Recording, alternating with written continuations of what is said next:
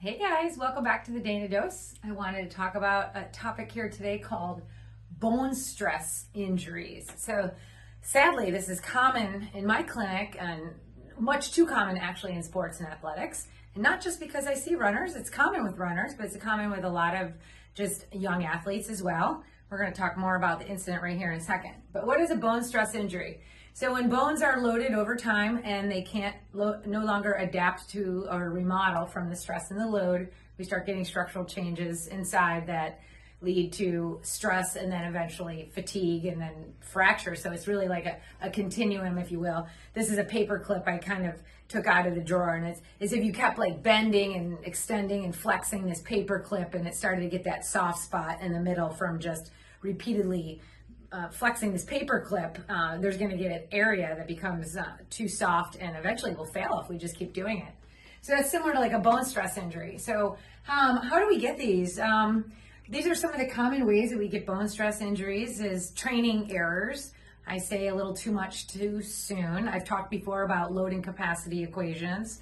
So a lot of times if we're breaking that 10% rule of how much we're adding each week, a little too much too soon. Biomechanical factors, so that can go into things like muscle imbalances or just potentially mechanically how you run if you're more susceptible to bone stress injuries, how you bear load.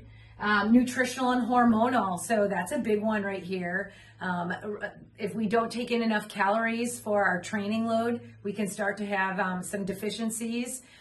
Menstruation or lack of menstruation, hormonally with women, vitamin deficiencies. So this is a huge hot topic I'd love to talk further about, but nutritional and hormonal causes for bone stress. Common sites, we can have them in the metatarsals of our feet, our pelvis, sacrum, the proximal femoral head, also fibular, but so there's some common hot spots. Red flags. Pain that's tender to touch, pain in some of those areas that we're talking about that is not relieved when weight bearing is removed. So we want to talk about those with our clinician, whether it's first addressed with your physical therapist. That's a good start right there. We can identify whether or not you're susceptible. In incidents, it was shocking actually when I pulled up some of the literature. Some of the numbers that I pulled up, 4.9 to 21.1% annual incidence in competitive track and field athletes. And for runners, between 1 to 2/3 of competitive cross country and long distance runners with a history of bone stress injuries. So that's a lot. So those things come up and are super important. The numbers don't lie. I do see a lot of this coming in the clinic, and it is preventable.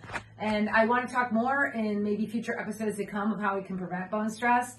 More and more awareness of it, not to neglect and recognize those signs and to get off it and unload those and let them heal before they become fractures.